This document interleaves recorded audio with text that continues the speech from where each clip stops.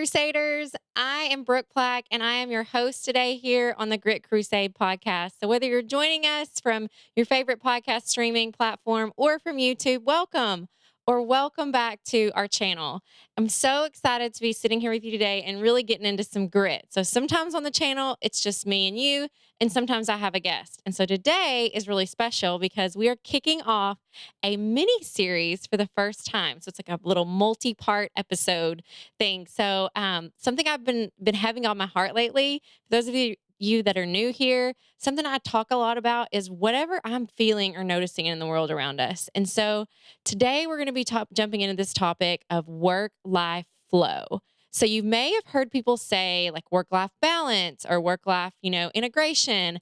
But to me, everything in life is about seasons. And so I feel like work life flow is a way better way to, really talk about how does our work life affect our personal life and what kind of personal life do we have? Because, in all reality, our life is our responsibility. There's no one else that's going to come in and do it for us. And so before we jump into this work life flow topic and start talking about like kind of like part A of this, right? I used to be an English teacher, so like have my little bullet points. I want to talk about the term that we've all heard way too much about, quiet quitting. And I have one thing to say about this: integrity. Like, y'all, seriously, like, there is so much good energy and bad energy that you can put out into the world, and it's going to come back to you. So, for those people that are sitting there and they're, not being respectful of company resources, financial resources, the paycheck you're getting, the freedom and flexibility you have, like that's going to come back to you because one day when you launch that like dream gig of yours or that dream job or this company you've really wanted to start, or maybe you're just like setting up a lemonade stand or selling art, like that kind of karma and energy comes back to you. So for those people, think about that. The rest of us are over here busting our asses trying to make it day in and day out and trying to do all the things, whether we're being parents or, fur parents, and we have dogs or plants we take care of. And then we have hobbies and we have friends, we have our spiritual life. And we have all of these aspects of things that we love to do. But sometimes work creeps in on that because it is our livelihood. And if you are blessed, like I am, to be able to do something that you're so passionate of, so passionate about rather, you realize that gone are the days of clocking in and out. And I think that's okay. Like, I don't think that I want to go back to having to sit in a cubicle and punch in and punch out, and someone telling me that I haven't taken a long enough break. And I know there's still jobs out there like that, and those jobs are important. But I feel like a lot of our culture is going to positions that have a little bit more freedom and flexibility. Like maybe it's because you're on salary now and not an hourly rate, or maybe it's because you have unlimited PTO or way more time off, than you used to. But I think that the flow is kind of epic because there are seasons where you're crazy busy and maybe you're working, 24/7, and or you feel like you're working 24/7, right? We all have to sleep. But then there's seasons of rest. I mean, it's not a seriously foreign concept. If you think about an industry like the accounting world, they've been doing it forever. Like January 1 to April 15th is like go hard. Like accountants, they put their head down. They don't see their family. They don't see their friends. Like they're doing all of us a service, getting all of our taxes done. And then they take a month off and go on vacation. And so it's not a foreign concept altogether. It's just something new that's moving into other industries. And we're all starting to figure out what this could look like and what this flow would be like. And so, how do we get to a place where we feel like we have this balance or flow? And I feel like balance is a word that you have to take into context over time. I think on any given day, your scale could be tipped one way or the other, right? You may not have today the exact amount of time that you wanted to be able to meditate or do your hobby, but then over time, are we working towards that? And so that's what we're going to dive in today. And specifically with our work life flow, today we're going to talk about our mind and body and how we can spend more of our energy focusing on that and how we can work that into our work lives as well. But first, our favorite segment on the podcast is Trivia in the Trenches. So if it's your first time, I like to ask you guys a fun trivia question, and I don't give you long enough to look it up. And I hope I want to stump you because I don't know if it's like a little evil gremlin that lives in me that makes me want to stump you. And so today's question, I feel like it's kind of offensive, and I don't know why. Like I'm literally a little bit offended about today's question, and it's like it's PG. It's totally kid friendly. So here it is, trivia in the trenches. Which U.S. state's official vegetable is a watermelon? Offensive, right? I know. The answer is Oklahoma. But can we talk about the real problem here is how in the world is a watermelon a vegetable? Watermelons are fruit. Google it. But the like literal in like 2007, Oklahoma legislator, like the senators, voted for this to become their state vegetable. And their rationale is because a watermelon is also a member of the cucumber family. Hmm. Random, huh? I mean, I guess it is. And if you've ever grown watermelon or attempted, in my case, to grow watermelon, and they only get like this big, but I have hopes this year will be better. That they do grow on a vine and come out of a flower just like a cucumber, a cucumber. And so I guess they are, members of the cucumber family. But Oklahoma also has a state fruit, the strawberries. And I love strawberries and I love watermelons. So maybe I don't know. My dad's from Oklahoma. Maybe that makes Oklahoma okay, right? As long as you're not playing them in football. But I was seriously offended that you just get to decide that something's a vegetable and make it your state vegetable when clearly the rest of us think it's a fruit. I don't know. We grew up in the South, sitting on our back porches, spitting out watermelon seeds and eating watermelons all summer. So we are blessed in that way. All right. So let's get back into this work life flow and talking about our mind and our body. And so, in this mini series, which is my first one, so I'm very excited about it if you can't tell, we're going to talk about our mind and body. We're going to talk about friends in our social life. Ooh, right. That one's a hard one for me. That's definitely a moment of vulnerability on the next episode that I'll dive into. We'll talk about our finances. We're going to talk about our home lives. And so today, mind and body is what we're going to focus on, but know that the rest of these aspects are coming because they are very important too. So when we talk about mind, I've said this before on the podcast, but this could be your first episode listening. But our mind is not our brain. Okay. So your mind is different from your brain, different from your soul. And your soul and your heart, there's kind of some debate whether those two things are the same thing, right? Not your physical heart, but like your metaphorical heart. So your mind is different from your brain. And this is how I'm going to prove it to you. Okay. Think about a time when you were driving down the road and a few minutes later you realized that you had been totally thinking about something completely different, yet still safely driving all the way down the road, right? That's your mind. So your mind has its like own moving capacity, and your mind controls so much of your subconscious and what's happening. The decisions we make, that intuition we have, especially if you're women. I feel like women have an innate intuition that we're born with. That's a little bit different than how men are structured. I think that they have a very warrior protector instinct that women don't have. All right, with your mind, before we jump into some things that you can do to really focus on that, I just want to put a plug in here for sleep, because if you are not getting enough sleep at night, your mind and body cannot respond to the things that I'm going to talk about today or any other efforts that you have. So sleep is paramount. I did an episode before this one on sleep and the importance of sleep and some things you can do for your sleep routine. So we will be sure and drop those in the episode notes so that you can click to that if you haven't listened to that one. But I don't want to spend too much time on sleep, but I did want to mention how important that is. And so with our minds, how much time are you spending focusing on your mind, which is actually controlling your body and your decisions? That could look like meditating. That could look like quiet time while you're walking, even. Mind and body can obviously be very connected. Yoga is something where mind and body is very connected. Tai Chi. I have this new thing I'm going to try called I Chi.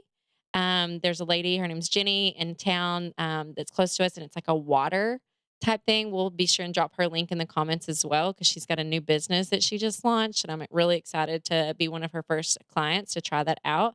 But it's not just about the amount of time meditating or mindfulness and thinking about it's about the intention because in our lives we get a choice to either be intentional or not, and it's our responsibility. Like it's on us whether we have a healthy mind, a healthy spirit.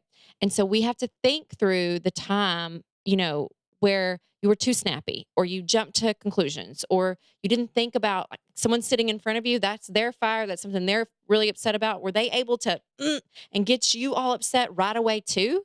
Or did you have the self discipline to be able to practice mindfulness and think, there's probably two sides to this story. Or are you so tense and wound up from work because you haven't done anything to help you de stress so that you can be mindful in those hard moments? And that is why our mind is so important to us in this work life flow. The next thing about our mind is reflection. So, something that I really practice with my staff and myself is creating a rhythm of reflection of how is this working for me? How is this working for you? How is it going? Like, how many times have you spent not ever asking yourself, how is this going for me? Yeah, you may have been doing this forever and you may have worked at that job for 15 years. You may have lived in the same house for 20 years. You may have been driving a car and the wheels are falling off, but how is that working for you? And the answer is completely individualized, and that's okay. That's okay if your answer today is different than it was 2 days ago or 2 years ago. Maybe now you've decided that you want more, that you can do more, that you want to change your path. No one is stuck where they are forever. You're not stuck in a busy schedule. You're not stuck running to your kids' activities. You let them choose those activities. You said yes to that. You can make changes as a family. Okay. None of these things can happen overnight, but being able to practice mindfulness and intentionality is paramount and key when you are looking at this work life flow and wanting to be able to have something different and not be burned out, stressed out, and feel like that you're at your wits' end all the time because you really truly can enjoy your life, your family, and those around you. But it does start with mindfulness. And don't forget my plug about sleep. Okay. All right. The next one is your body. So there are some basic components in life, okay, that you cannot argue with. And as Americans, we suck at these: water, exercise, nutrition. There you go. Like you have to drink enough water. Your body is made up of like 60% water. Don't quote me on that. I'm not a scientist, but Google it, look it up. Tell me if I'm wrong. But your body is made up of so much water. The things that we do or do not do in life change the vibrations of our body up or down, right? And so, though, if you have low vibrations in your body, it's going to lead to illness. If you have higher vibrations in your body, it's going to lead to a better overall attitude, personality, the way you look at life, your energy levels, the way you sleep. If you want information on raising and lowering the vibrations in your body, look up Dawn James. She's an author. She's from Canada. She used to live in Costa Rica, or she does now live in Costa Rica, used to live in Canada. And she has some fabulous research and books written about vibrations and how the vibrations in our house and the vibrations that we take in all affect the way we live. And so our body has to have enough water for those vibrations to be able to move and change as the molecules. Clearly, I did good in chemistry, right? As the molecules bounce off of each other. Okay. So, nutrition. We cannot have drive through food every day. It's going to blow your finances. Let me start there. Like, word to the wise, stop eating out all the time. It literally is a drain on your budget. Okay. So, the nutrition, when you learned the food pyramid in school, all right, and I'm like learning to practice this myself. So this isn't like me preaching from like a pedestal. This is me also learning. Like I grew up and vegetables were canned corn, canned green beans, and frozen broccoli with cheese sauce. That was the vegetables I grew up with. I hated vegetables growing up. Then my husband and I started dating, and he started cutting up tiny little peppers and onions and all of those things and putting them into my tacos and spaghetti because that's really all I ever wanted to eat at night was tacos and spaghetti, and it was cheap. And so he was putting all those little vegetables in there. And over time, it started helping me acquire a taste for them. But the food pyramid, we're supposed to have like meat, like your protein supposed to be like the size of your fist, and then starches. And then the other half of your plate is supposed to be vegetables. Like, we're not doing that as a society.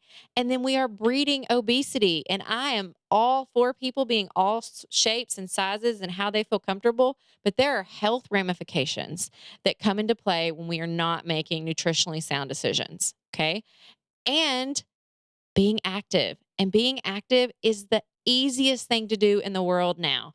And before you're like, yeah, says you, let me tell you, I have gone through the last year and a half with a struggle with exercise because what exercise used to look like for me in my 20s is not what exercise looks like for me at 38. I used to be able to go to the gym 2 or 3 times a week, spend an hour, hour and a half.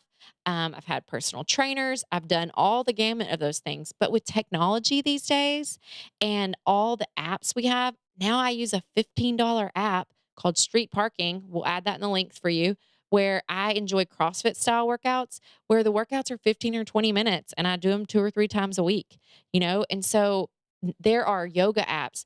There, I also have like it's not a spin bike, it's a Schwinn. Not a spin bike, a Schwinn bike.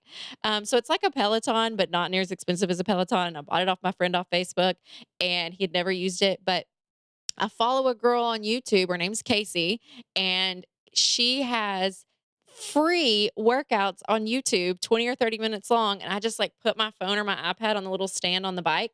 And then I like ride away, ride along with her. And she's great. And so there's so many low cost, affordable ways. Like if you don't know what to do for your workout, which is me, like I feel like I make so many decisions every day. I don't want to have to decide what to do to work out. Like that's so frustrating.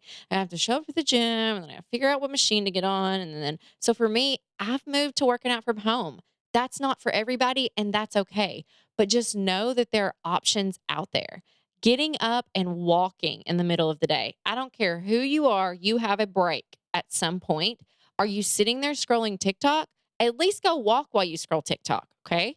I mean, or have your headphones in, listening to music, a podcast, this podcast maybe, a YouTube video, or maybe the Netflix series that you really like. But getting active is key. There is a reason we see all these heart hospitals and medical clinics popping up everywhere because when our blood gets too thick, because our livers are not functioning well, because we haven't had enough water and nutrition, our blood thickens.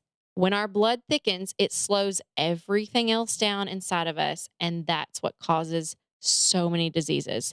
And we can prevent this by doing the things that our grandparents and great grandparents did.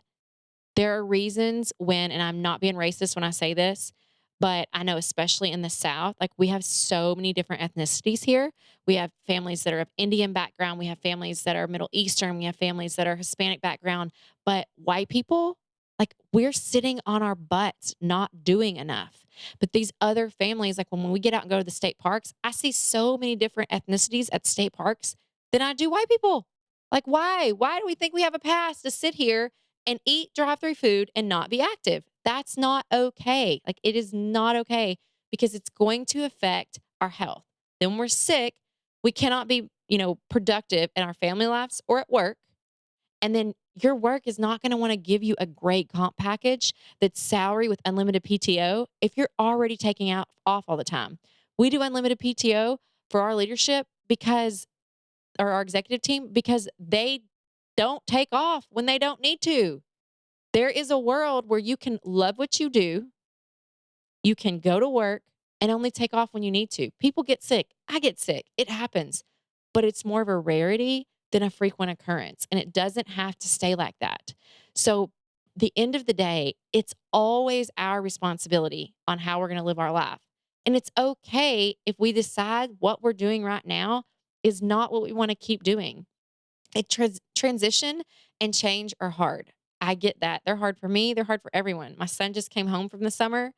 I'm trying to navigate what that looks like to be a working mom and recording podcasts and leading companies and having my 5-year-old here. And I don't want him to feel like I'm too busy for him.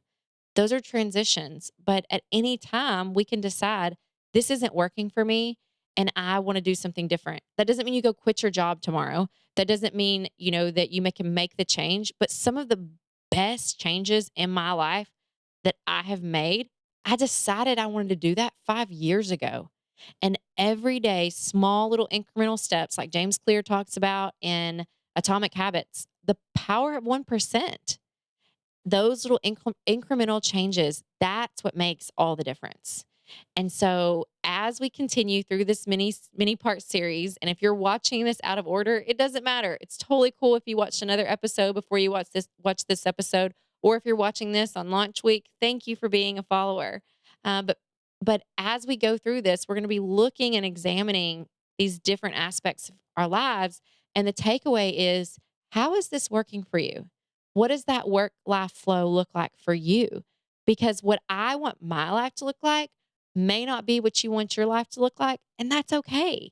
We all get that choice, but it definitely starts with mindfulness and being aware of what's going on in our mind, how we're reacting to situations, giving our brains that downtime to meditate and think, and taking care of our bodies because our bodies are carrying around our soul and our mind, and they are the stewards of what it is that we truly want to do, from our heart of hearts and our soul and our divine callings.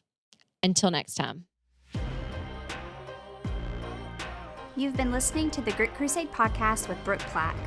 Our theme song is Thunder City by Lunar Ray, licensed through Soundstripe. This podcast was produced by Luminate Media Group. Thank you for listening, and we will see you on the next episode.